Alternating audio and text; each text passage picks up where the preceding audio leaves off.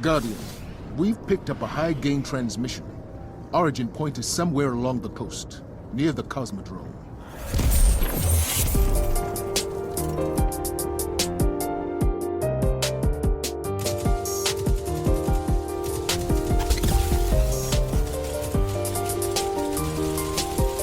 What is up, Guardians across the universe?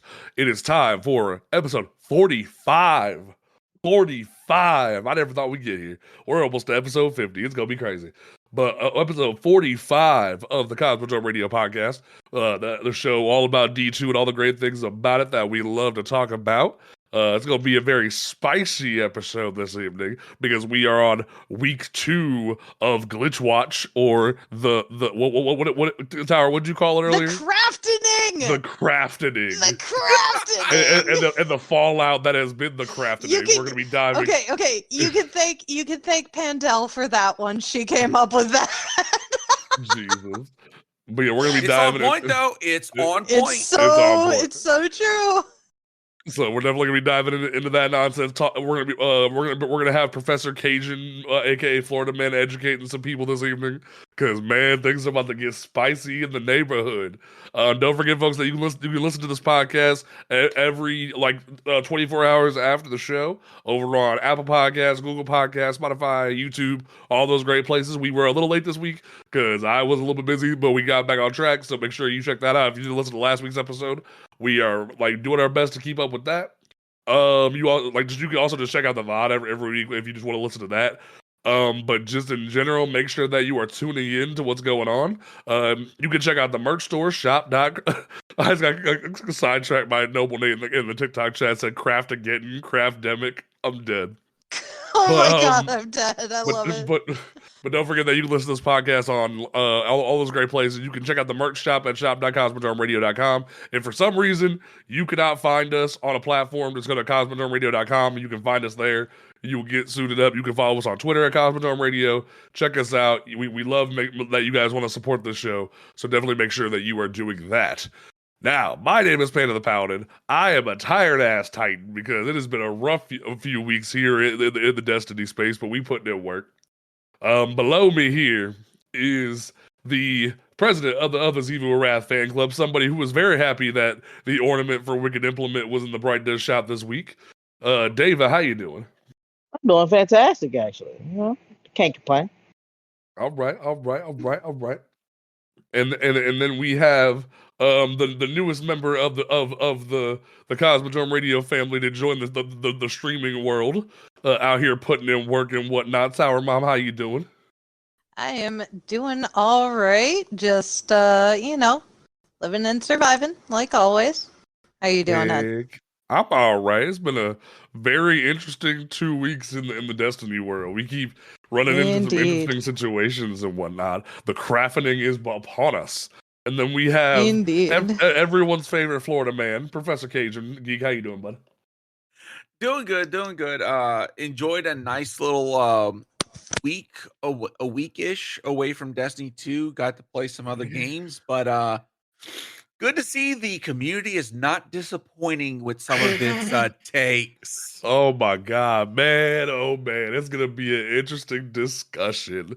Okay, so for those who don't know or have not been paying attention, and for some reason that other games have been your fascination for the past few weeks and have no idea what's going on, it has been a very interesting few weeks in the Destiny community. What started last week, apparently had been going on for a few weeks in the shadows of the Chinese servers, but then crept over to us, was people figured out that there was the way to overlap screens and make certain perks be on certain other guns. When it came to crafting, you could combine shotguns into auto rifles, you can combine Osteostrigas into your Ikilos SMGs, you could do a lot of different things, and it got way out of control to where shotguns were in grenade launchers and causing all kinds of havoc. And this event has been deemed the craftening. It has been an interesting time here in the Destiny community. It was very divisive. As we talked about it last week, it became a divisive Yeah. situation between PvE and PvP. You saw people who were frustrated from a PvP standpoint, feeling as if people were cheating their way to the lighthouse. You saw a lot of people who were saying if you use this tactic to get flawlesses or seals in PvE, you were cheating. Despite Bungie flat out saying that it was an exploit and not a bannable offense, it was still divisive because it cheapened like certain achievements in a way to a lot of people. And it was starting to lead to an environment where it was opening the door to where certain content creators or just people in general would have to be questioned the validity of their achievements in the game. So people were frustrated by that, like legitimately frustrated by that in general, and make perfect sense. So when it comes to all of this nonsense, it took Bungie, because of what was going on, longer to have to then move the update to like the weekly update to where we were gonna get like Master Crota and get a couple other things added to the game, where they were gonna like re-implement Pyro Gale. They had to push that to what we thought was gonna possibly even be next week, but they moved it to Thursday of all times while they were trying to figure things out. And while this was going on, we were dealing with like massive server issues, crazy lag, just constantly being kicked to orbit, weasels and hot dogs and different things of that nature coming out the woodwork when it comes to error Bees. codes. Bees, all All kinds of our streams were filled with bees. Oh, not the bees. And it was just crazy. So it was very much one of those situations where you saw error codes en masse and people were like validly getting frustrated. But then Bungie did something very unexpected, where Bungie came out and said, hey, so we're kind of dealing with a situation where the reason why the servers are so bad is because we're being DDoS attacked. And Cajun, for those like not as up on the snuff, what is a DDoS attack? So a DDoS attack is to what DDoS stands for is distributed denial of service. Okay. So for those new and don't know my content or my history, I used to be in IT. I was a network administrator for 9 years. I worked for a company that had a very extensive network and dealt with multiple data centers. So I was in the weeds of networking and security was an understatement. So what I'm going to be talking about as far as the DDoS situation with Bungie is going to be from a professional standpoint. There will be some opinions, and I'll state when it's an opinion. But for the most part, I will provide as much information as possible so that you, as the listener and the viewer, can understand what exactly is going on.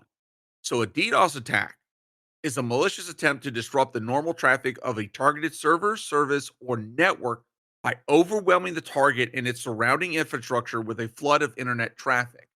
Now, Now, this is how would orca- someone go about doing that though? Like from like a casual gamer standpoint, how would someone go about doing that to a big company like Bungie?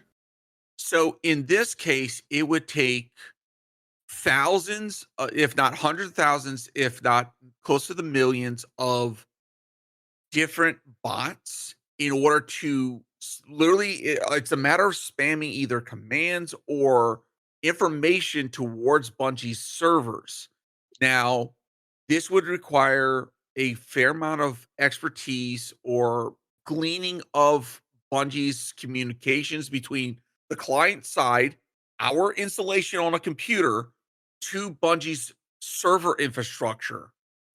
What information we're sending it, where we're sending it to, and then taking that information and then informing all these bots, hey, you're going to go repeatedly hit these points with this information, just constantly spamming it in order to disrupt their service to the point where we start seeing the errors that we're getting now.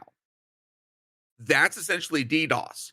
And for those unfamiliar or thinking that this is like some rare thing, no, DDoS attacks have been infamous in freaking gaming history. Okay. DDoS attacks have brought down PlayStation Network in the past, Xbox Live. It has taken down League of Legends, World of Warcraft, Final Fantasy 14, Overwatch, Call of Duty matchmaking. The list goes on and on and on. Okay. And even within Destiny 2 and even Destiny, DDoS attacks, this is nothing new to the community. Several years ago, there was a world race in which people were joining a world first teams when they were like trying to form up. They were obtaining their IP addresses for the team. They would join up, then leave to get their IP addresses, and then they would DDoS the actual teams. Professor Broman, King Gathalion, Char, and their teams got freaking DDoS throughout. I want to say it was not Guardian of Salvation. What was the one before that one? Last Wish. Last Wish. Yeah. They were DDoS the entire freaking time. They had to the point where they had to literally do the stream and their attempt through the mobile hotspot. Oh, wow. Oh my God. That's how bad it got. So DDoS have been used not only just against, companies, but also against, other players and content creators. So I know it happens all the time in PvP. Yes. Ooh, it's bad in PvP. Oh my God. Mm-hmm. So, for this level to happen at Bungie on the infrastructure side, even, in the year of our Lord, 2023, freaking, it's something significant. And for Bungie to address this, here's the reason why. Number one, we have been asking as a community for Bungie to be more communicative with us. And this is it. This is them stepping out of their comfort zone and communicating with the community, informing us, hey, this is what's going on. Now, as per their tweet, they were right on the money.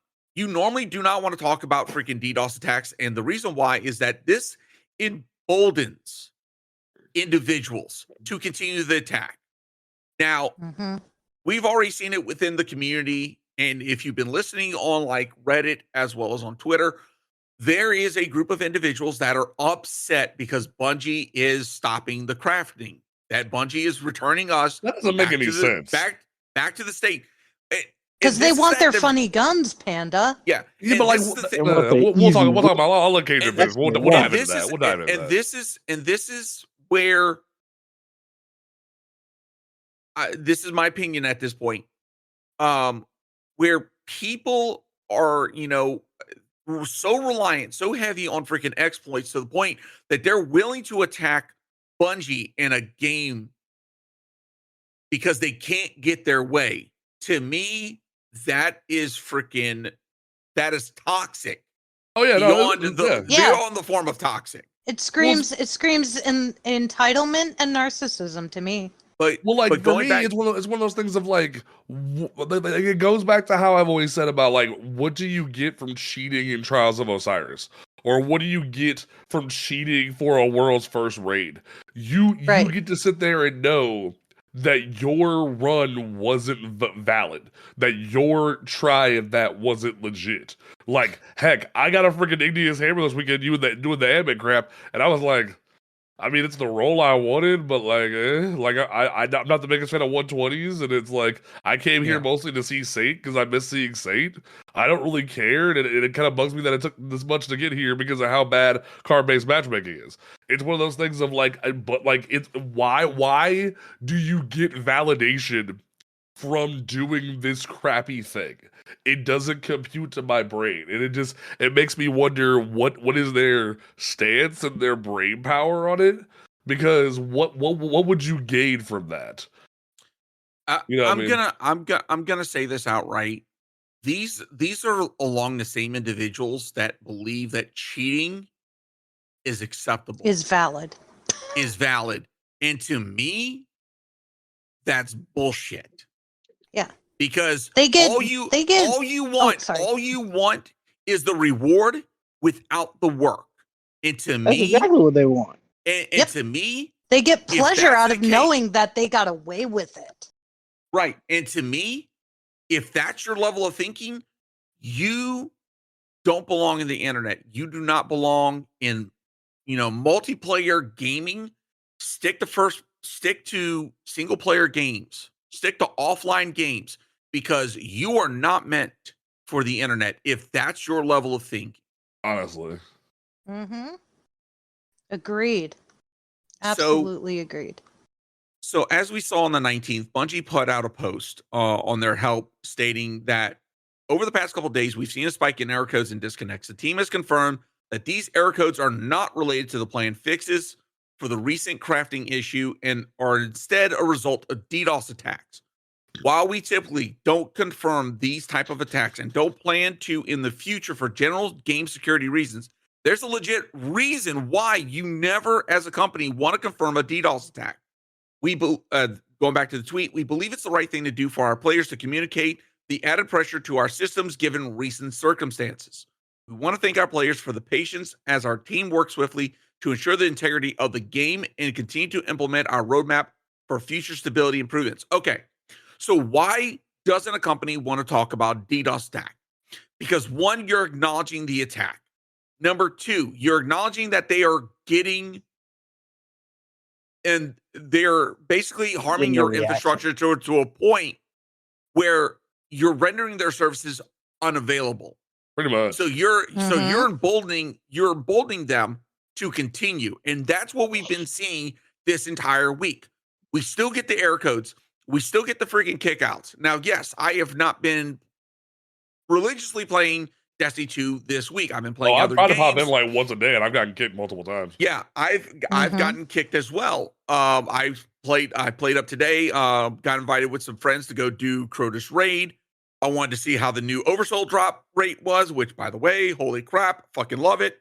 But we got booted twice at Lanterns. It is freaking frustrating. And I get it. I'm with everybody else. I am upset. But here's the thing, and I'm going to state this to the community. Do not be pissed off at Bungie. Bungie is not the people that you need to be pissed off about. From a security standpoint, this is not opinion right now. This is from a professional standpoint. There's only so much you can do. And at the same time, it takes time to gather the information in order to troubleshoot and implement a freaking protective shield or front in order to mitigate these type of attacks. It's not something that you can just flip a switch and it's fixed. No, it takes time. And it's and considering how complicated, if you follow Bungie, their development, their GDC presentations and such, if you do that and you spend that time, you will know how complicated of a server infrastructure and development they have for Destiny. Destiny is quite by far unlike a lot of other games, but at the same time, it is like World of Warcraft, Final Fantasy. It is very much MMO in structure as far as network and security. So with that being said, it's not something that's quick and easy to fix. It takes time. But here's the thing. A lot of people, and I'm going to say this in the community, you don't have fucking patience. And I'm gonna speak on that because like there was an update that Bungie made where they said we're still working on edge cases regarding the weapon crafting exploit. As a temporary measure, we've disabled the option to reshape enhanced arrayed and depth weapons to prevent exploit weapon rules. This will be addressed in a future update. And you have content creators, you have people there's other casual players bombarding this tweet with, can we get an update about the DDoS attack? Can we get an update about the DDoS attack?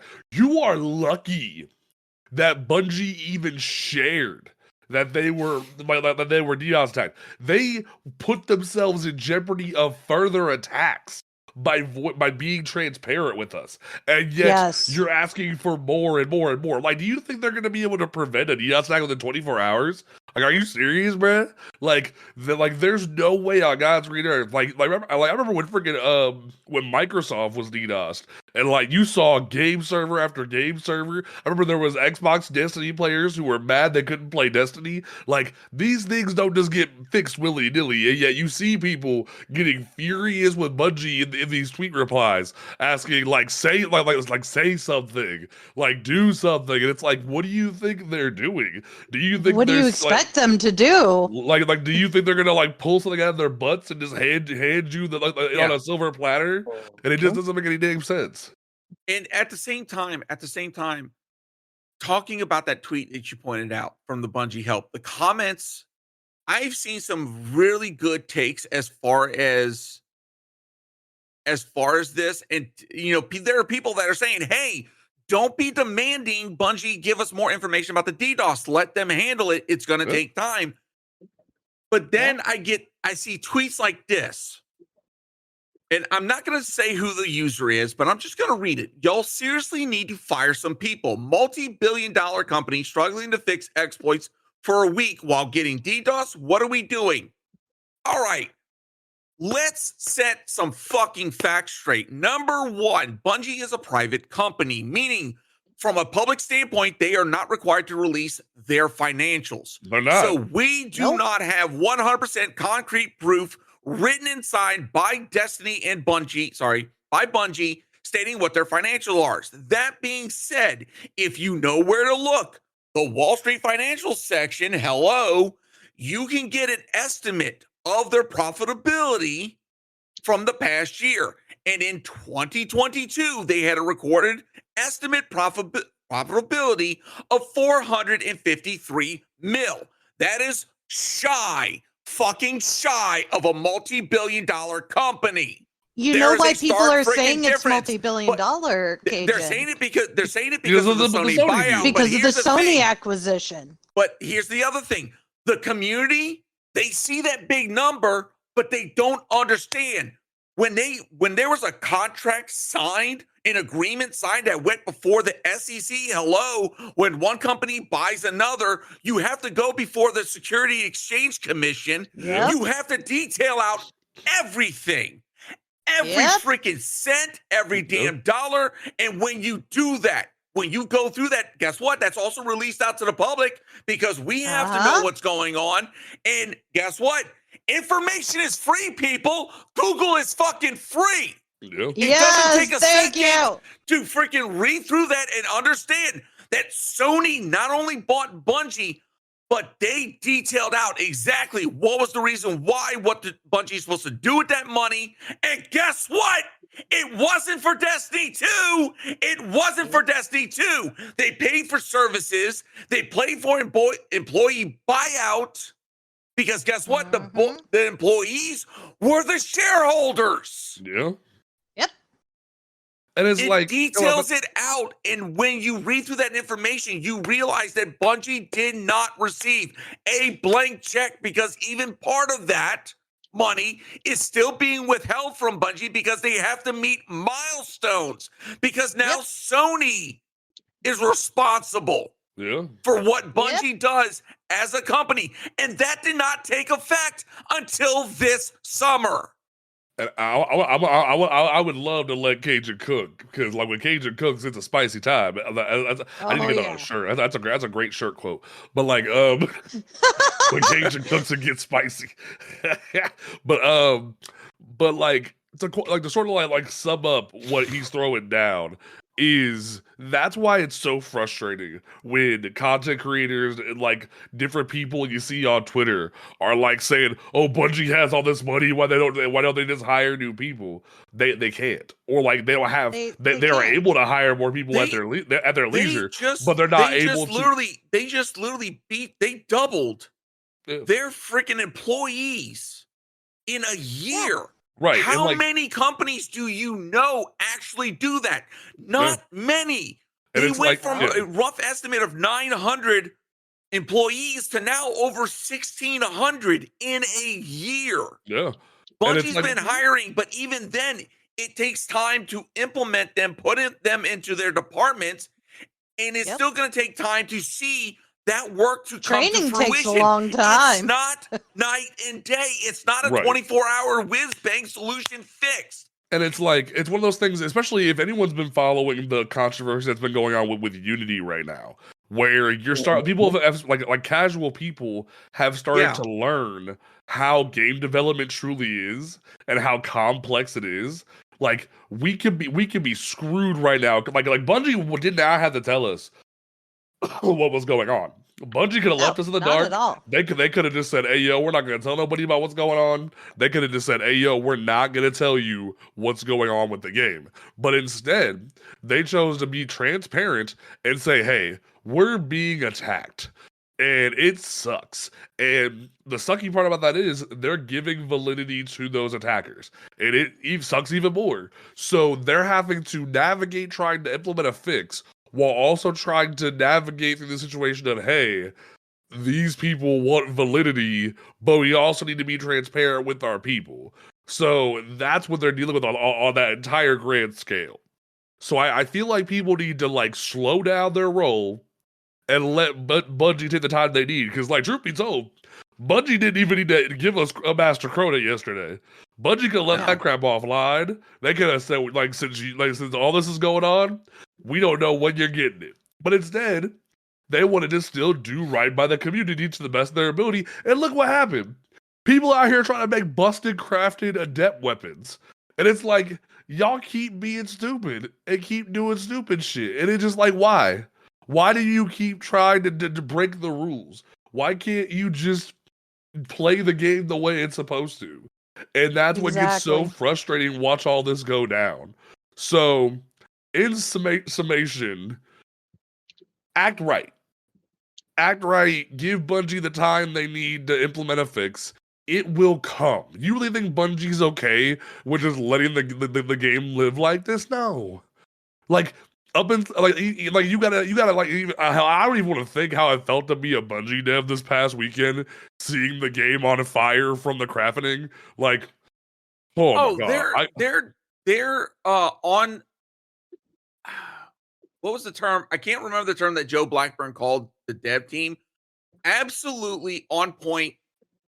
You got to give props to the dev team. The fact that they worked through the weekend. Okay, and by the way, devs, developers, engineers, they're not meant to work through the freaking weekend. Okay, nope, not at all. And my apologies for the freaking voice cracking right there. They're not meant to work through the weekend. Okay, so expecting them to work through the weekend on a situation, no, that is not normal. Okay. They are not on an on-call status, but the fact that they responded, jumped through the hoop, worked through the weekend to get the fixes done is phenomenal. It's absolutely phenomenal. They could have easily sat there and waited until Monday, which meant that we would not have seen any potential fix at all looking at being implemented until Thursday. If not next week. At that point would have pushed freaking Crota in the patch till freaking next Tuesday. We could have seen a further timeline of events. This shit could have been going on for a lot longer. The fact that we got the response that we did and they tried to mitigate it as quickly as possible, freaking phenomenal on Bungie's part. Right. And I want to holler at Past Nation who's in the Twitch chat. He said, I have heard so many people say just ban the DDoSer IPs. That isn't how it works. That's not how it works. That's not how that works. They could have a VPN. They could change things. They can do what the hell they want. Exactly. They can mask where they're at. You're talking about it's not that difficult to find bot farms or buy bot farms that can literally perform your DDoS attacks. Yep. And even then, they can swap their IP address. Here's the freaking let's quell another fucking myth.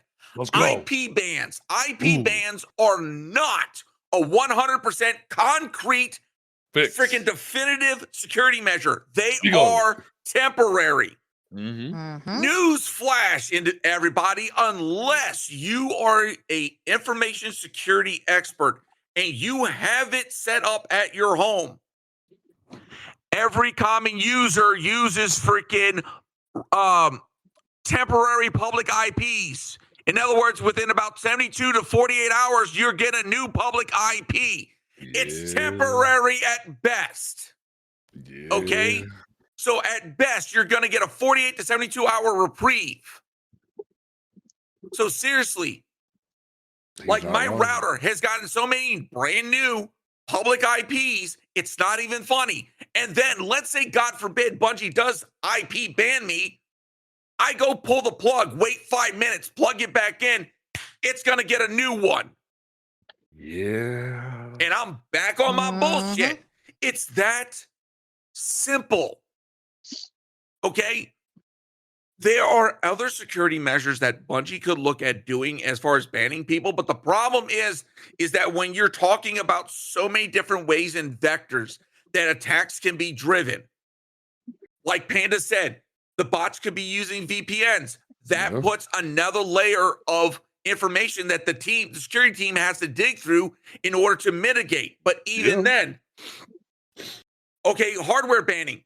Hardware banning is only going to work as good as the tools. So if the attacker end is spoofing their hardware information, guess what? It's going to make it that much harder to perform an actual hardware ban. It's not a guarantee. You hear these terms, you throw them out, and you don't know what you're talking about. It reminds me of a video Dado made a while back where Dado talked about the people who were saying that Bungie should just do this, Bungie should just do that, and it's like, you need to quit armchair deving. You Exactly. know 100%. what's going on in the system. You have no comprehension of what's going on. Granted, there's certain situations that we have, and we can call out Bungie for not doing right by the community in certain aspects, but they're doing everything they can to do right by us here. We can flat out and people can probably be like, "Hey, yo, they're just Bungie shills." Bro, if I was a Bungie shill, I could quit my day job. Let's be 100% honest with ourselves. We'd be a lot better. I would have a freaking giveaway code for Final Shape right now. But we don't. Nation just brought up another good point. Hardware bans. If the bot farm is using virtual machines, so what's a virtual machine? It's basically a virtualized computer within a computer. So basically, let's say my gaming PC, if I really wanted to, and I had the software to do it, I could virtualize multiple versions of a computer on this one. So instead of one computer, this one computer is now housing 5, 10, if I really want to push my damn computer that far. And what could I do with all that? Well, probably not much. I'm not going to be gaming on all 5 to 10 instances. Right. But if someone's malicious enough, they could use that for an attack. Now, what if someone has let's say a well-made server or has access to a well-made server? They could do hundreds, if not into the 500s or so, of virtualized computers. Yeah. Well, now you got the beginnings of an army of bots to perform attacks. Welcome to bot farms, ladies and gentlemen. That's essentially what they are. Virtualized computers. And guess what? You hardware ban that virtualized computer, delete it, refresh it, new hardware information, they're back on their bullshit. And guess what? Most virtuals can be redone in less than 2 to 3 minutes, depending on software and expertise. Yes. I wouldn't doubt it. Redoing a virtualized computer is not extremely hard if you know what you're doing. I did not. If you've got the skill set. Exactly. So there's so much information that goes into cybersecurity. And like you said, there's so much of the armchair quarterbacking. And look, don't get me wrong. When Bungie is in the wrong, I will call them out. Yeah. But at the same time, from a professional standpoint, even if a company is following best practice, now best practice is a term you hear throughout a lot of professional corporate settings. That means that you're following industry standards to a point where you're mitigating your risk to near zero, not absolute zero, near zero risks. But you still have risks because guess what? Technology is ever evolving, ever changing. Yeah. New exploits, new freaking attacks are always coming up, which means that what's best practice one day is not best practice the next day.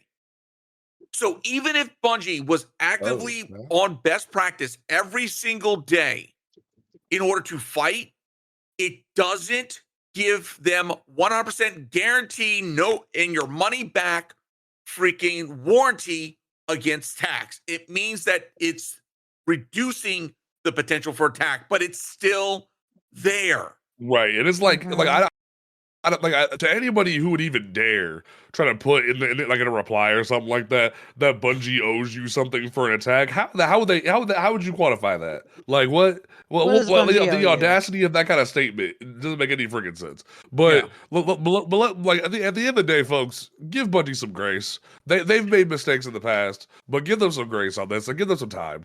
That's all we're really saying. Like, because we're trying to educate, but also wake people up, because just looking at this tweet and seeing the people, not only content creators that should know better, but to see people who you like to see so many people posting screenshots of like waiting in orbit or getting error coded constantly.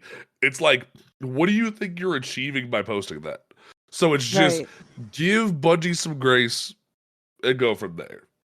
Now, Exactly. And I'll be honest. I've been taking this time. I believe Panda, Tower, I don't know about Deva, but I've been taking this week as kind of a little bit of a step back from Destiny 2. I've been playing other games and I've been it's been a bit refreshing. Yes. Do I want to get back into the grind of Destiny 2? Freaking hell yeah. Freaking, I got to do a Crota's raid today and seeing the new Oversoul drops. It was freaking so good. Okay, it felt good to actually go through there. Yeah. But at the same time, I'm with everybody else. I understand the frustration. You want to play a game that unfortunately is 100% online. I get you. I'm frustrated as well. But if the first thing that you do is attack Bungie instead of, hey, I don't know, calling out the community that's enabling this freaking type of attack. Yeah, like, we're definitely not going to throw shade at specific creators, but like to see not only that's why I say the community. That's why I say the community. Right. It's very saddening to not only see certain creators but certain other shows like be in Bungie's replies saying this stuff. It's like, what don't you get? What don't you understand? So we're gonna leave it at that. Well, let's go ahead and dive into the TWID for this week, because Bungie decided to give us some hotness in this TWID and break it all down, and it was a very interesting situation. So I want to give a major shout out to a friend of the show, Dan John, for breaking down everything in a very nice text format for me, because the TWID was very long and it was beefy. It was very lengthy. It was very lengthy. It was so beefy. Now, one good bit of that is, what we've been talking about for the past bit. So I think for the most part, we can got lost off screen because I was trying to mess with that. No, it's all right. But I think we can kind of skip a lot of that. It was girthy. Bound FNG said, "Hey, Bound, I see you in chat." Bound. Hey, yo. It was. So let me pull up a text document here. Okay, cool. So let's go ahead and dive into this real quick. So there was the partnership with since we have 3 veterans in the dang podcast right now. Yes, this will be very nice to shout out real quick. But like Bungie's doing a new charity mission in partnership with Team Rubicon, a veteran-led disaster relief charity, where they put a new Jump Master emote and like is an emblem too, an emblem and a pin. It's an emblem and a pin, and it's absolutely beautiful, and I love it. And I already bought mine. I'm ready. So not only you can buy the pin and get the emblem, but there's a cool little emote in the shop where like you're like sending ghosts with parachutes into battle and doing the whole thing. So that's a whole vibe. So definitely get that if you want to support that charity and whatnot. Bungie definitely broke down what was going on with the the craftening and whatnot on that whole debacle. It's very lengthy and very specifically. So in Bungie's words, they basically said that it's caused by an old code-related bug that allowed old data from other crafting recipes to move across weapons and to manipulate their properties. I was kind of like simplifying and saying like they were just overlaying the screens. It's the same thing. The team worked over the weekend, which, as we already called out, that's amazing they did that. So they worked on a short-term band-aid for it and a long-term fix. And the issue was compounded by the bug being coded related, and meaning the true fix took longer than most bug fixes due to how those fixes were delivered, disabling content versus changing code. And they go on into a lot of detail about their patching process for this issue. That way, a lot of people can understand this. Because like we said, not everyone fully understands how all this works. Yeah. And them going into detail is very important. Also, normally I don't shout out names during the podcast, but like, shout out to Tanix and the Disco for showing up in my chat. I don't even know who you are, but that name just made me smile. So shout out to you, my TikTok chat. Tanix and the Disco is freaking awesome as hell. So that was yes, that I was, ran that was into just them great in to the see. tower, man. They're hilarious. So that was just great. I enjoyed seeing that. So thank you. I got as well. But you know, and they go into a lot of detail about the different things and like it definitely can fly over your head if you're not really like understanding everything. But it's definitely a very interesting read from that casual perspective. They actually like go into a big topic then about explaining how all weapons introduced in season 22, like Crota and the Nadir world drops and whatnot, and any weapons added to, from here on out now have an intrinsic learnable recoil pattern, similar to like CS2 or Valorant or Apex. And this new behavior included with full-time auto weapons as well as burst and semi-auto primary weapons. So that'll be a very interesting scene going forward. They'll slowly start to implement that around other weapons. So that will be very interesting to see moving forward. Now, I don't like to question Bungie's decisions about certain things they're going to implement into the game. But I have to wonder if somebody at Bungie doesn't like me. Because they're deciding with the Halloween update in season 23 that Thorn is getting a catalyst. And I don't know why. Time to have some fun, I don't know why. Look, I will be honest. They're giving it a range buff and a stability buff. Like, why? What? It's already a long shooting hand cannon. Why would you do this? I don't want this. This is horrible. I will be honest with you. I will be absolutely honest. Up until the buff to hand cannons, I really haven't touched hand cannons in a freaking long ass time. Almost like Bonnie just said it's gonna be busted as hell. I've been loving the new freaking hand cannon, the depth one from Grandmasters last week. Sorry, my brain is like farting something big. And Warden's Law. Warden's Law has been freaking absolutely banger. Running around with Ace of Spades and Sunshot again has been chef's kiss. I have not touched Thorn yet, and I kind of want to mess with it with freaking necrotic grips. Oh, but the fact that we're gonna be getting a catalyst for it. Oh, baby, let's have some fun, yeah. I don't want it. Like, Cajun PvP is gonna be a nasty nightmare. to people. PvP is gonna be a nightmare. Like Bound even said it in chat that it's gonna be busted, and I don't even want that, man. Like, I just don't want it. Like, David, you've been quiet. Please agree with me. I don't want this in my life. I mean, the PvP players need a win, so I'm willing to give it to them. Don't make people lie at us. Don't make people lie on us. Like what? Like Thorn has been like it's come and seen its day in the PvP meta. I'm glad to see it back for a little bit of shine, but considering that I don't really too much care for the hand cannon meta, like let Thorn have a little bit of fun. It's been pretty much axed out for a long time, and it's only like what killing wind. He's crying. I don't want it. Like we just got rid of. We just fixed the freaking Le Monarch problem. Now they're like, hey, let's put Thorn back into the table, and I'm like, why? Can we stop with poison stuff? Like, I think we need more poison stuff. also, Bearded Reaper in my chat, Sweet Business is as still a problem. What do you mean? He said, "Free my homie Sweet Business." I'm like, Sweet Business just got a buff 2 seasons ago. It's been a problem in PvE. Sweet Business got turned into a freaking I mean, it's always been a chain gun, but like Sweet Business got turned into like a chain. It does not need another buff. It does not need another buff. Get that bitch a cannon. He said it needs another one. I'm like, no, it doesn't. Cannons. I love right, cannons, but that's not a cannon. That's a machine gun. I love my Xenophage. Xenophage is a cannon.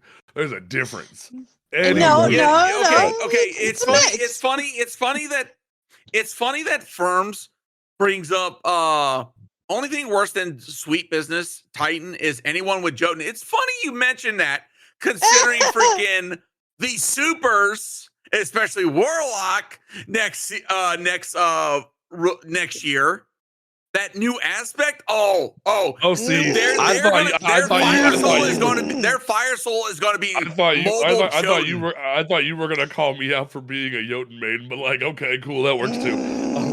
Look, I pull out Jotun whenever I'm feeling a little bit toxic, or just when I want to upset the other team. And it's funny as hell because the moment one of them dies to Jotun, you see it. Mm-hmm, you see that mentality change. It's like a gear flip. You hear it, and they're this ass, and they come running for you. Oh, it is hilarious. There's a reason why Jotun is in my PNG. Hooligans, I swear. But yes, that's what we're gonna migrate to next in terms of the conversation. So Bungie dropped a little tease of the return of the new light supers that are coming in Lightfall, and like a little more gas to them than what we saw originally in the trailers, like during the showcase. And the new Warlock super, I'm a little concerned. Y'all doing a little too much. This is too much. Like, y'all could have had self-res back over this. And we have a freaking Phoenix that we throw at people. You could have had self-res back. You didn't need this. This is too much. They definitely don't need self-res back. Y'all could have had self-res back over this. I'm happy. I'm good. Happy with the switch. Instead of self-res, I get both a snap and a freaking fire Phoenix. Plus, I get Sam the Solar Buddy. I am going to be a cannon. Yes, I'm going to be the ultimate offensive warlock I've wanted to be in this game. I will say, out of all the different supers, though, I will say the one that is kind of lacking, in my opinion, is the Arc Hunter, because they do now. Granted, on the second half of the video, it looks like they're giving them new melee capabilities. Like they're adding a new melee, which is kind of cool. But at the same time, it's like, why are we not doing more for the kit? Because Arc Hunter seems like it's not being given as much gas as the other two supers. Hunters are never given gas. Okay, all right. Hold on. So first and foremost, I want you to take back your slander of the new Arc Super, because that is absolutely freaking amazing. Well, no, it's beautiful. It's a really nice super. They got blink. It's gorgeous. I think you're confusing the super with the aspect. Well, no, I'm not mixing up. Like the aspect looks cool. The little twirl the staff in the air. That looks kind of cool, because we don't even know what that even does yet. It does. It explains it in the video. Basically, after performing a melee super, you're able to amplify with your entire team, regardless of their freaking their subclass. Yeah. Cool. Everyone, you get amplified, and you get amplified, and you get amplified. I will say though, Bound in the chat definitely has a point though. The Arc Hunter super definitely feels very like PvP oriented versus PvE, in my opinion. Yeah, it is. Yeah. I will admit that. That's the problem with a lot of Hunter updates is they focus Hunter so heavily into the PvP space that it really kind of suffers on like the PvE side of the game. Yeah. So, okay, even with that being said, it depends upon the damage output and the potential. Now, if the damage is more spread out through the AoE, absolutely. But in the case of like, let's say Blade Barrage, because even Blade Barrage is still a really good in the PvP in the PvE aspect, because as long as all your blades hit the single target, it still does extremely good damage Yes. for a single target. So if we're just gonna call it the freaking blade, if the blade's damage, impact, and then subsequent AoE is still basically, instead of being spread amongst many, it's condensed into one single target. That's still going to be exceptionally good for PvE, because then you can just go rinse and repeat, back out, jump back in, jump out, jump back in. That's still going to be good I would DPS. It's argue the opposite. Like, Oh, okay. Speak on it. Speak on it. well, Oh, like yeah. I why said, it use depends. that when I can As just I throw a said, it thunder depends. stream It and then go depends back to upon damage? implementation, because Yes. you see, like, let's take Warlock Super Chaos Reach. Even Mhm. though it has an fairly long firing time, it does exceptionally well for freaking PvE damage. And then when you put on something like, let's say, Geomag stabilizers, i.e., an exotic that buffs it and extends out that time, you're doing even bigger damage.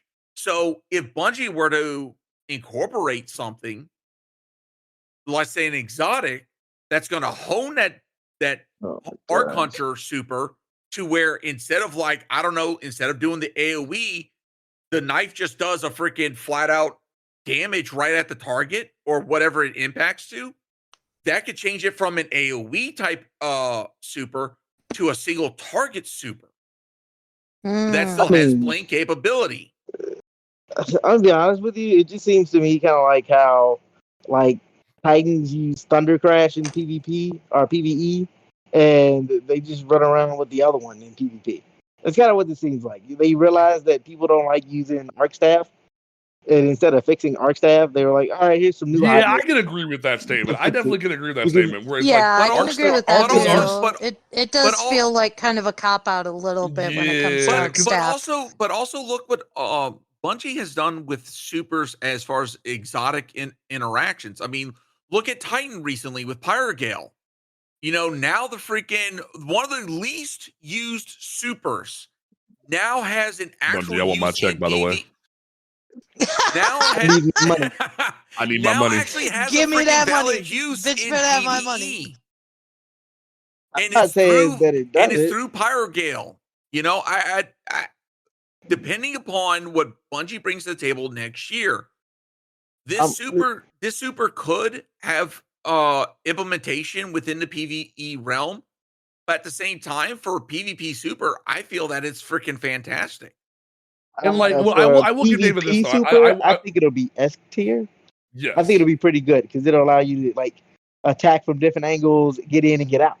But Right. on a PvE side, it's gonna end up being like the new Strand super. Like, it's okay. It'll but be average, but I definitely agree with what Dave is saying, though, that it feels like, because look what happened. We saw Arc Staff being spread around 3 different subclasses. Then it was or three different subsections of the other subclass. Then it was like, okay, cool. Now we're moving into Arc 3.0. Let's consolidate all the Arc Staffs into one Arc Staff. Then we're not going to do anything to it. We even rolled out a new helmet with Witch Queen that was supposed to make Arc Staff basically just Ursa Furiosa on crack, and then it was too busted, so they didn't actually do anything with it. They just like nerfed it into the ground, and no one uses it. I like the White Ranger, and then they didn't do anything to buff or change or make Arc Staff be worth it in any way. And then they're like, hey, we literally hear your outcry of what we should do about Gathering Storm. We're literally going to give you what Gathering Storm, what you asked for, of giving you a giant lightning strike multiple times. And then we're not going to do anything with Arc Staff. And then we're going to just basically give you Blade Dancer back from D1 in a new Naruto form. And that's it. Like, they kind of like just put Like Arc Staff has now become the Jan Brady that I like to make the joke of the hunter, where like it's being shoved in the corner and not talked about because or like the cousin Oliver rather, like where like no one wants to talk about it because it's not really used over Gathering Storm. That's become the new DPS staple of type of hunters. And it's not really relevant anymore. Even in PvP, you would you like more Arc Hunters rather use Gathering Storm for a big bust of damage, especially in like something like Iron Banner where you could crush a damn bubble with it. They rather use the Gathering Storm. So if they implement this, you're never gonna see anyone use Arc Staff because it won't be relevant anymore. I'm gonna be honest. I'm gonna take it to another level. Oh, okay. Ooh. Bungie does not know how to develop anything for hunters outside of PvP. Ooh. Ooh. Outside Damn. of PvP, David throwing it down. are not. I'm gonna say this. A That's on the very same well level. developed That's on the class. same level of people demanding freaking Antaeus Ward getting nerfed. I'm sorry. Ooh. The reason I say this, and hear me out, is because when you look at hunter exotics, hunters as a class, right? We are like, I don't want to say scapegoated into a specific like area, but like our builds and our utility is corralled into, it's supposed to be really, really decent in or really good in PvP, and like a taste of utility in PvE. But you don't really see very many hunter exotics that are good inside of PvE that allow hunters to build like utility or like class He's not unique wrong. Yeah, builds he's for not your lying. subclasses. Our Like best how many builds chess are pieces do we have for legitimately- Arc Staff that don't do a damn thing, Cajun? We have Okay, like three different look, chess pieces that don't do a damn thing. I will absolutely agree with you. Freaking, and I hope and pray that Bungie really does get around to refreshing more exotics, especially freaking the Arc Staff Hunter exotics. But like just for a second I'm gonna reference, say like this. I want to run down the list as a real hunter quick. main, going into a raid now in this season in the current sandbox right now. I feel like I have so many options that I can bring to a freaking team. Okay, all you wearing is Foe Tracer, boy. Like, see, that's yeah, the thing, though. right now. Hey, when it you want comes some down heavy to ammo? You want some heavy hunters- ammo? You, as a warlock, don't want to be using freaking a shoebox for a freaking helmet? Okay, give me a second. I'm gonna be generating freaking heavy ammo like nobody's freaking business off the side. I got like GG pulled up. Let's run down the list real quick. Caliban's Hand. Not really worth it in the PvE content. Blight Ranger was so busted upon release that it got nerfed into the ground and has not seen the light of day. Renewal Grasp, thank God, just got put back to what it used to be, but it's more of a PvP exotic. Radiant Dance Machine. But even then, next season, depending upon what the stasis changes are going to be, freaking that could be freaking OP busted. And even right now, in the current sandbox, Renewal Grass is actually doing fairly well with the freaking stasis setup. Fair. So that's one. That's one. Radiant Dance Machines literally is nothing because of how bad it was. Bullshit. Hold on. There are people that are using Radiant Dance Machines for the freaking infinite freaking reloads in order to chuck out damage. You want to see someone dump a bunch of rockets in freaking near seconds? Oh, have a blast with that. Okay, I didn't know about that. I just recall that like when the PvP thing happened. Radiant Dance Machines are such a niche exotic. You cannot build around them other than I want to shoot gun bunch times. That's it. 8 out of 10 freaking exotics are niche use. That's fair. I will take it even further. I would say before this rework of Radiant Dance Machines, they were a little bit better with the Strand class because at least then you could make fun little builds to where you could actually like string up a bunch of enemies because you could use your dodge a bunch. But they took that away and nerfed it solely for the I agree with you. I've talked about that before. To make that's a whole episode. Hunters really good at pumping out DPS. We do that. We excel at that very well. with Gathering Storm, Lucky Pants, Foe Tracers, like what is it? The the fucking sidearm, Mechanier's Trick Sleeve. Yeah. Like we have a lot of stuff that makes us capable of doing a lot of damage if you put together X weapon with X exotic, sure. But tell me, where are our builds for stuff like warlocks with you just said the fucking exotic, the poison hand. I forgot what the fuck it's called. My mind. Necrotic grips? Yeah, necrotic grips. Or osneomancy gloves. Or Titans with bomb hammer. I know bomb hammer is a thing for Fanda here, but that's a legit like. I mean, you guys do have to boost your melee. Diva, this is where you're trying to break down class fantasy. That's class envy. That's class envy, David. Yeah, you're going from class fantasy to class envy. Plus, in response to your bog, why it's not class envy. Yes, in relation to your bog, in relation to your bog hammer, though, and FYI, I will freaking say, if you want freaking a hunter equivalent of freaking bonk hammer, Assassin's Cowl Assassin's Cowl Liar's Handshake. Oh my god. I was about to say, at least y'all didn't say the fucking crab claw. Because that I was about to get to that. Because look what happened. Because look what happened. That's not what I'm asking for. I'm not asking for those builds. I'm not asking to be able to do those things. I want the build versatility to change the gameplay loop of my class. I want more stuff like Briarbind that'll give us unique tools to change the way that you play Hunter. That isn't put on X exotic to buff damage of X weapon.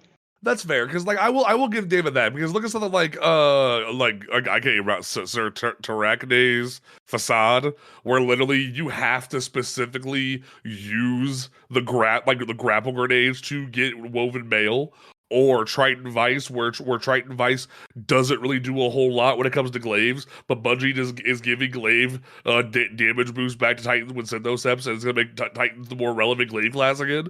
Then you have Blight Rage we already talked about. Then there's things like freaking Raiju's Harness, ass. When was the last time anybody used Celestial Nighthawk? Never. Freaking. And see, that's the thing. That's the thing. In the past, Bungie has nerfed, and I will agree, they have nerfed some things to the point of freaking irrelevance. And we're starting to see them walk some of those back. True. But at the same time, it's a matter of balancing the sandbox to ensure that we don't have these massive outliers. Because with Golden Gun Nighthawk, Celestial Nighthawk, we were seeing freaking intense damage that was outdoing almost every damn super. Right, but think of it like this though. You have Star Eater scales. We sort of have like a Hoyle versus Hallowfire Heart problem with Star Eater scales versus Celestial Nighthawk, where comparable damage wise, Star Eaters is the better pick, because you have one Warlock who drops a well, you get enough orbs, boom, you have a more busted Golden Gun. But see, the thing is that with Star Eater scales, you've got two supers that could be utilized in that aspect, okay? And that's your 2 one-shot freaking supers. True. Either Golden Gun Marksman, or freaking you're going to be utilizing Gathering Storm, because those two are going to benefit the most from freaking Star Eater scales. So it's kind of one of those omni freaking super right, super exotics, similar to but at the same time, it's going to be for the ones that's going to chunk the damage quick and be done, not an extended super. But similar to Hoyle versus Hallowfire Heart, we're running into a problem now where Bungie's like, how do we make Hallowfire Heart relevant when Hoyle exists? Which Bungie, even with the buff that Hallowfire Heart just got, still makes it irrelevant, because it doesn't really, they gave it half of Sun Warrior when they could have given it all of Sun Warrior, giving you a damage buff, and they chose not to, and now Hallowfire Heart is just as irrelevant as Phoenix Cradle compared to Boghammer or Lauralee in terms of the pick meta. When you have something I will agree. Freaking Hallowfire Heart, I tried it out. I just do not find it as effective in any way. Freaking Hoyle will outbeat that one 100%, and Right. I will agree. Yeah. But at the same time, like I stated before, there are a lot of exotics that Bungie needs to still rework and redo. Okay, and I hope at some point that they look at Celestial Nighthawk and can do something similar to, like, let's say, Geomag Stabilizers. Geomag Stabilizers has come back from irrelevance. That's true. I've been utilizing that in freaking Raid, swapping it from Vesper to freaking Geomag for a DPS phase, and I'm able to chunk. I think the biggest problem with Geomags was that they nerfed the Bungie keeps having this problem where they don't know how to separate their sandboxes, because they nerfed Geomags because of people running into walls and getting their super faster. If you do what you said you did with Juggernaut and make it so you can't run into a wall to activate it, that solves the Geomag problem. And you could have left Geomags alone. Granted, they gave it more interaction with Ionic Traces, but there was still a great setup back in the day where for the Disgrace Nightfall, you could run 2 Chaos Reach Warlocks with a Ursa Furiosa Titan, and you could run non-stop. But look what they did with, say, Ursa Furiosa, Skull of Dire Kara, and Shards of Galador, where they capped these exotics at 50% super regen because they were doing the job they were supposed to in terms of uptime. But it's like, why hinder these exotics? Because now they're damn near irrelevant, because there's better picks for them, because now everyone poops out more orbs than we can even stand at this point. Like, there's no reason to use these exotics unless you need Ursa for something like that. There's no reason to use shards because, like, the Atheon glitch of old doesn't exist anymore, where you can chain freaking Blade Barrage to non-stop. So it's one of those situations where, how can we make exotics relevant in the current meta? And I think Geomags is a step in the right direction, like you said, where they gave it 3.0 capability and made it relevant. So I think that we need more of that moving forward. Like I keep saying, and but Beard at the same... Go ahead, sorry. Like Beard didn't even agree with me in chat. Save 14 Helm should have got what Doomfangs got, and they didn't, and it's fucking annoying. Like Save 14 Helm is irrelevant beyond Bubble. And it's frustrating because Save 14 is supposed to be a very versatile like character where he does use the Sentinel Shield and the Bubble, but we're acting like he is irrelevant in terms of his exotic because they don't know what to do with it. And I was like, here, just do what you did with Eternal Warrior to this. And they're like, well, we want to give it to Doomfangs instead. I'm like, why? Why do we need Doomfangs? We have Second Chance and we have Ursa. We don't need Doomfangs. The hell? Like, unless you're going to give Doomfangs the ability to be just the Curus of Sentinel Shield, where you give it more deep damage output, which that would have been a better pick. They chose not to. That's annoying. What were you going to say? I do want to move on to Twilight Arsenal, but I want to let you finish your thought. So, this is the problem that Bungie has right now. They've got a lot of exotics in the game, and they're trying to provide functionality for all those exotics, but at the same time, balancing them in the freaking sandbox.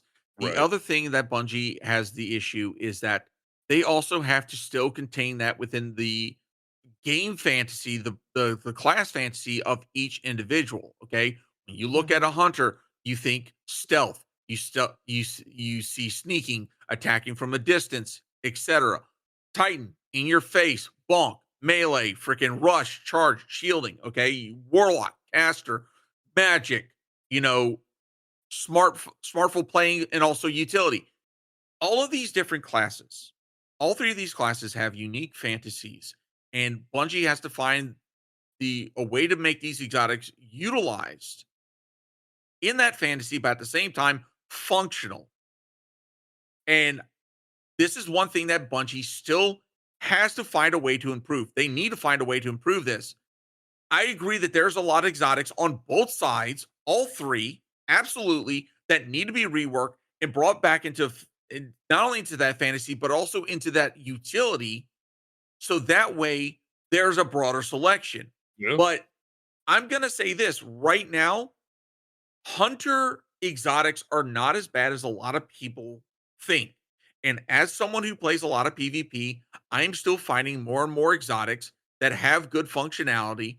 The problem is, I'm going to say this, some people just do not look outside the top 5 meta of exotics and just freaking claim, oh, we don't have enough when they look at other classes. Am I saying that Hunter is up there with all the other classes? No. But there are still exotics out there that can do the job, do the functionality outside of PvP and outside of PvE. I would argue, and I'm going to say this and they could be it. I would argue that hunters are the most overly policed class in the game because of Bungie's fear that if we get cool tools and cool things, they will go into PvP and cause problems. And so then they'll have to dial it back, and then people will overly complain and nerf it into the ground anyway. So Bungie's like, let's just make everything for them PvP, and let's just like make sure it doesn't get out of hand, so we don't have to deal with that, and we can ramp it up over time. And because they do that, you see players like revolve around specific exotics. Think Stompies. Stompies is not that great of an exotic. I think it needs to be thrown in the trash. But because there are no other exotics that fit other niches, like when it comes down to PvP, that actually pay off, a lot of players are like, I would rather not have an exotic, get the extra boost in mobility and movement, and just work off of my own ability as a FPS player and get wins that way. And so then they have to nerf that because people get tired of seeing it. And because of that one issue, it turns into like when we got Renewal Grass. Renewal Grass, granted, it was a little overtuned, but it was something new. And you didn't see anybody using Stompies for a while because we had a new tool. But that new tool caused people enough of a headache that they just like get rid of it. We don't want to see it. But I think the problem with Renewal Grass though, it got put in an interesting time period though, where you saw people abusing Laurel Leaf for the wrong reasons, and you saw Renewal Grass get rolled out, and you had this meta where Hunters were freezing people and Titans were one-shotting people, and Bungie had to basically go, both of y'all need to sit the fuck down.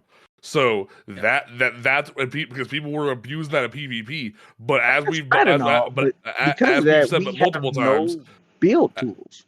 There are reasonable build tools that change the way that hunters play, other than the gunslinger. I would like to see more hunter utility of its own, more subclasses like that of Void that revolve around like building into your subclass to feed into your gunplay, with like volatile, invis, and the such, that allow for diverse builds with Omni, Tether, Gerfalcon, more stuff like that, more so than PvP. Like, well, they're gonna use it in PvP anyway. Let's just give them nothing but PvP stuff. I mean, honestly, he has a point. Like, what was the last time anyone gave a crap about? Even they just fixed it. No one uses like the freaking the blade dance, whatever the heck it's called, because even though they fixed the tracking, the damage output is next to like nothing. But because it's a roaming super, it's hardly ever used because of the timer on it. And the only exotic that really interacts with it, I believe, is 6 Coyote. So like, if they made an exotic that specifically works with it, or was it a Phineas Bay, one of the two. So like, no, it's just 6 Coyote. So like, if they actually gave you it was Wisdom Vest that interacts with Spectral Blades. Yeah, so like, if they gave you more exotics that gave you more versatility in those kits, I definitely hear what Dave is saying, because it feels like hunters are getting pigeonholed in a way. So I definitely hear what he's saying about that. And granted, just out of curiosity, do Warlocks feel the same way with freaking being pigeonholed into in the PvE aspect? Yeah, they should. Yeah, kinda. They should. Let me point this out.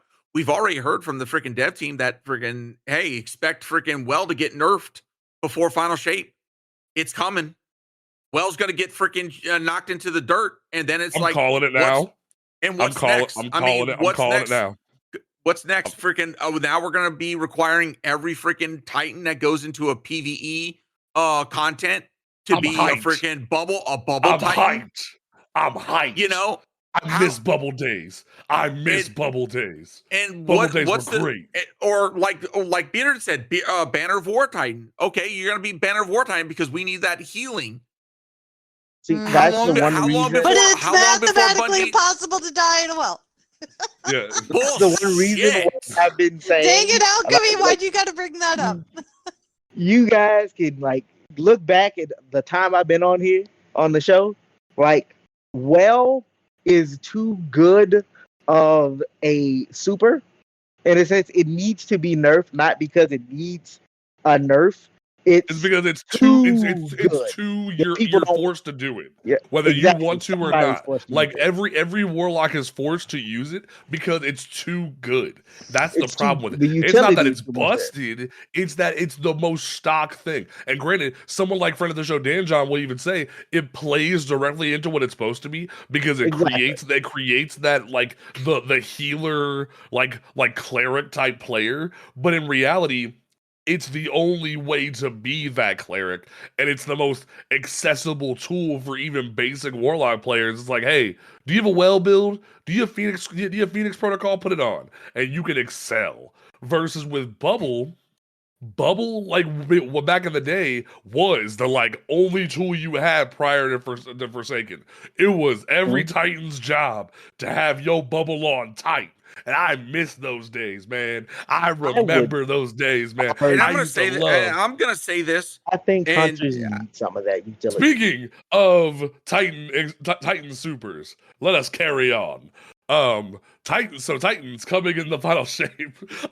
We are getting a really cool super that I really enjoy called Twilight Arsenal, where I get to take a giant axe and throw it at you and create a giant gravity pocket, and then get to give other people axes, which I don't really like giving other people my toys, but it's fine. Hey, now. You're a rock star. Get your game on, go play. Everybody gets axes, bro. In my opinion, it should have been similar to what we have with Burning Mall, where it just has a switch where you can where you either get to use the axe or you get to throw the axe and create the gravity pocket, and say you get to use it as a melee roaming super, or you get to use it as a one shot super. But do I think giving people other everyone else can use my axe is kind of cool? Yes. Would I rather have my own axe? Yes. But it's fine. Everybody gets to have fun. Now, what I'm really excited about that every PvP main's gonna get mad at me for is the new aspect that we are getting, Unbreakable, where we just get to go shield and just pull up a whole shield for a short time and then charge. Dude, it's a whole ass moving bubble. And then just because here's the thing. Granted, I'm a little sad. It's not just a whole ass super. I've been asking for, which I think would be a really cool buff to Saint 14 Helm, is just make Bubble roam. I think roaming Bubble would be hilarious, but this is a step in the right direction where we have a roaming shield that you can then dispel to cause damage back at your opponents. I think it's so cool. Now, friend of the show, Zay Osiris on Twitter, was salty at me for this, and he was like, "Oh, Titan mains." No, let's put a correction out in the ether real quick. Non-Titan mains, the people who just come in and just abuse a class because we get something fun to play with, and then put it to a point where Bungie has to nerf it.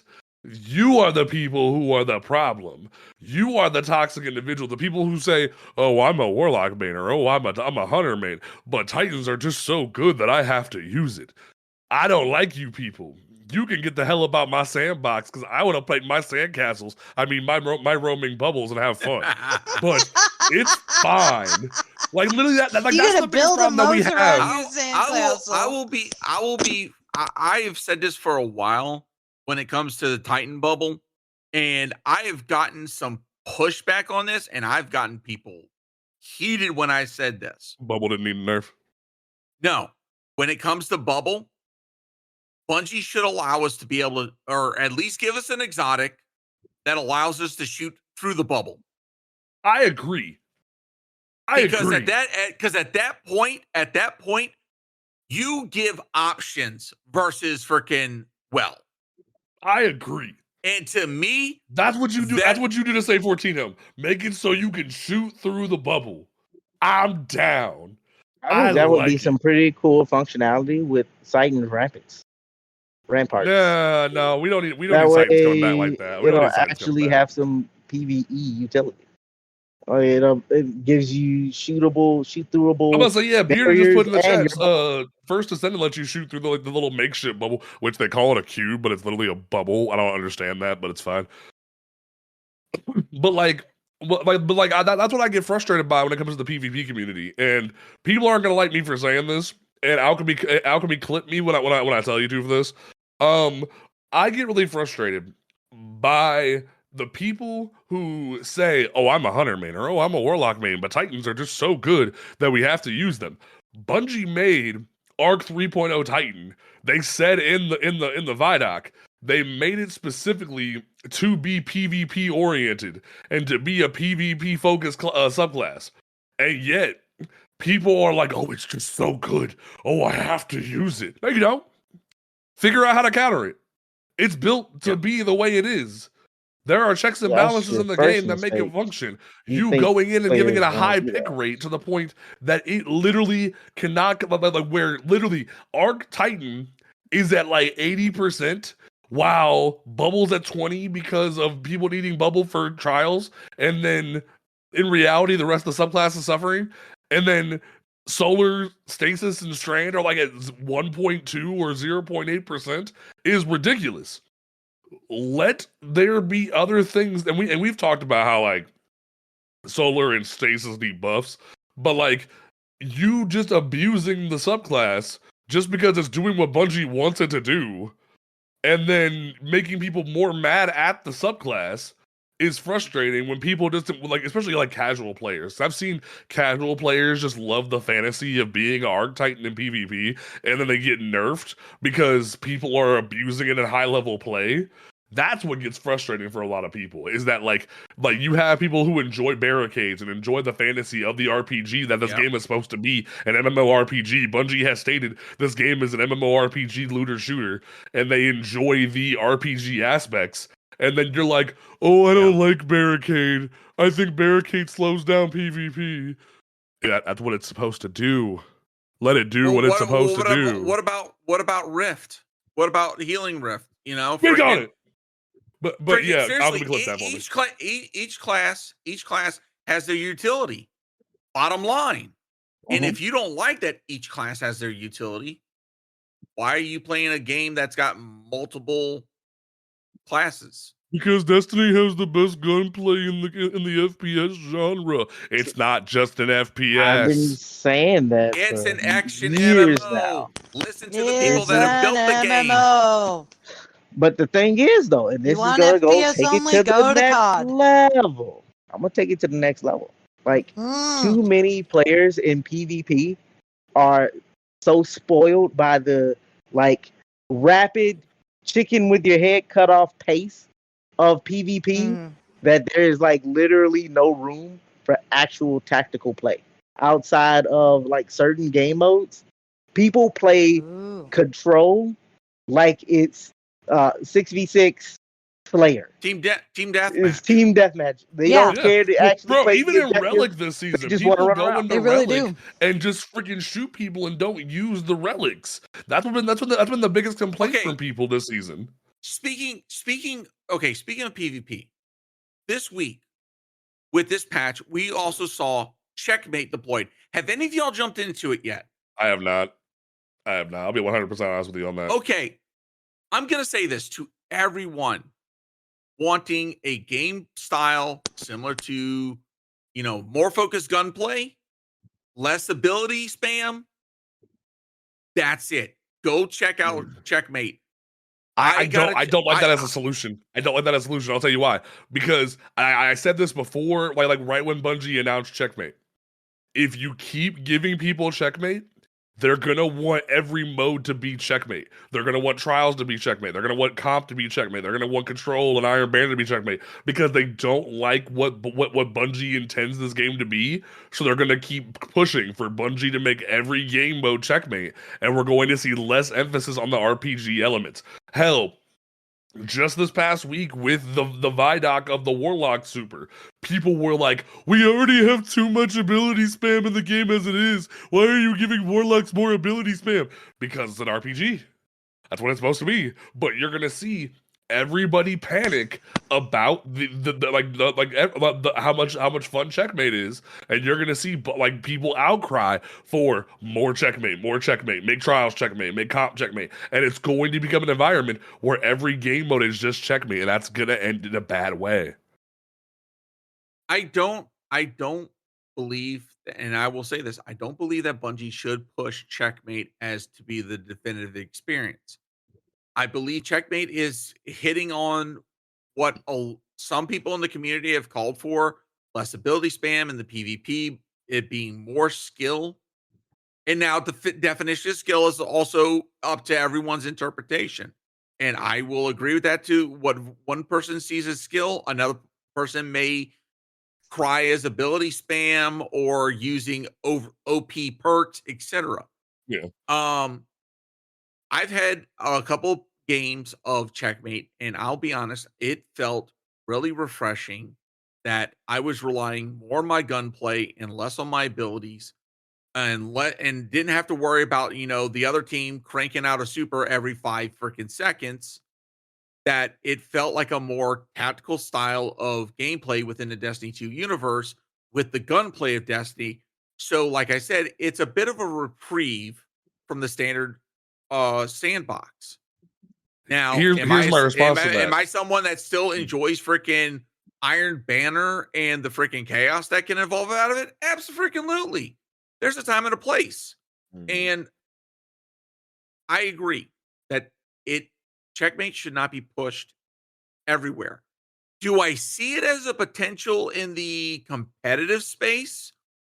Yeah. I see that it has some potential. Do I think that it should be pushed to Trials? Absolutely not. Trials has gone through so many iterations and changes, and I'm someone that doesn't touch Trials, and even I'm gonna say Trials has gone through enough iterations to where it's like Bungie needs to figure out where they're trying to take that. Just put before pushing matchmaking back in, and it'll be fine. Like literally, just put card-based matchmaking back in, and take out Dominion. And I feel like everyone will just let it lie. Like literally, like people will like tolerate the fire team matchmaking. They'll tolerate that. I think at this point, the Trials community just wants Dominion to go away, and they want fire team, not fire team, card-based matchmaking back in, because the constant they want fire team matchmaking going too. Well, there's the fire team matchmaking is divisive because some people enjoy it because it allows for threes to actually get threes, or and it allows solos to actually have a fighting chance. But at the same time, there's a hot topic in the community of people who actually do it. I agree with this to a certain extent, that you see people watching the roster and jumping out at the right time because they see things like, oh, there's a 3 stack. I don't want to face a 3 stack. Oh, there's 2 stack and a random. Cool, we want the 2 stack and the random because there's better odds of them not having good communication by facing that team. So that there is that division, but I think the majority of people have sort of just like accepted, hey, as long as there's good connections in the game, people will tolerate fire team based matchmaking, and I think that's fair to a certain extent. But when it comes to Trials, that's a whole different ballgame. I think my biggest thing with the new system with Checkmate, just put it in Marathon. Like, honestly, just put it in Marathon. This is never going to be an esport. This is never going to be what like we had our shot with an esport with Gambit and no one liked it. Put it to bed. The game is supposed to be an RPG. Let it be an RPG. Like Alchemy even quoted freaking Glad in the chat. This is not a PvP game. This is a game with PvP attached to it. If you want a PvP game, go play a PvP game. Bungie's making one right now. Like, give it some time. You'll have it now. You'll have another PvP uprising. I very much agree with Glad on that statement that this is not a PvP first game. And a good chunk of the community has accepted that, but I think the biggest issue in the community still to this day is people cannot wrap their head around the fact that this is an RPG. So you see people spending hours on it and on Twitter complaining about barricades, complaining about this and that, about how they want the fantasy removed from the RPG, and it's frustrating. So but like in general, I think Twilight Arsenal is cool, but I would rather keep my access to myself. That's how I feel about that. And as Kai just quoted me in the chat, Destiny is not Call of Duty. No, it is not. I agree 100%. I agree 100%. So you know, it's just that's what gets frustrating about that to a certain extent. This is like a statement for everybody. Make sure that if you have Amazon Prime, make sure you go collect your Prime Gaming because there is a shader in this month's Prime Gaming. It's pretty freaking lit.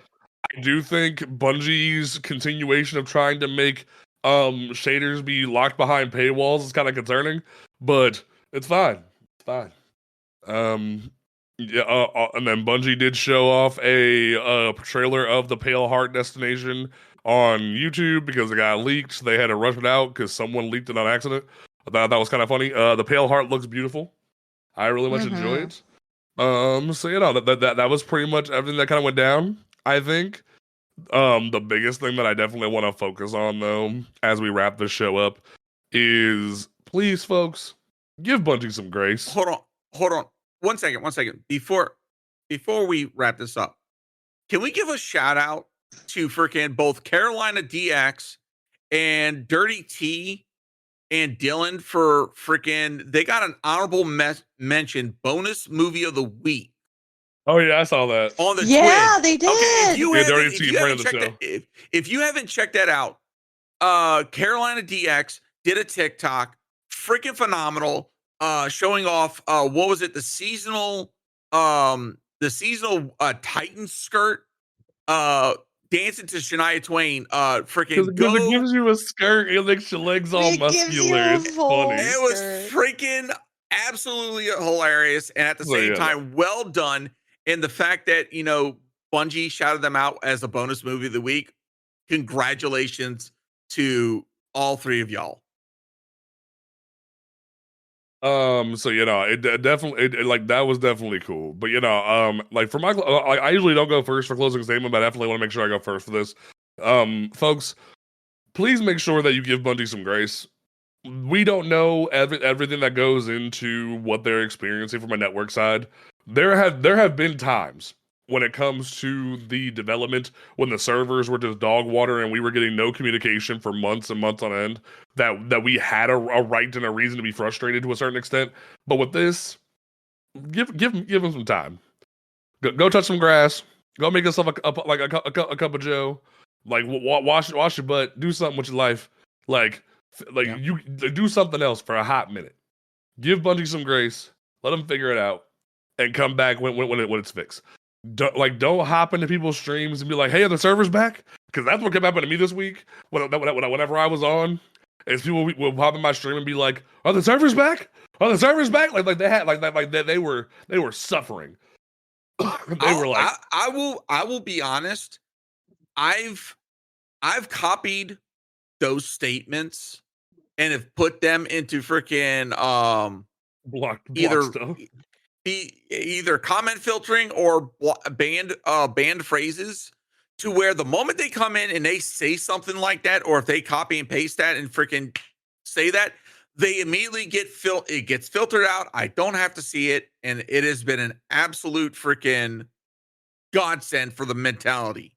Yeah, so it's very much like it's one of those things where we get it. We understand that like you as well as us are sad we cannot play the game, but it's like, would you rather Bungie allow the game to just ride out and have crazy stuff broken, or would you rather them fix the servers would you rather them not even tell us there was a DDoS attack and we just think the servers are back to being crappy?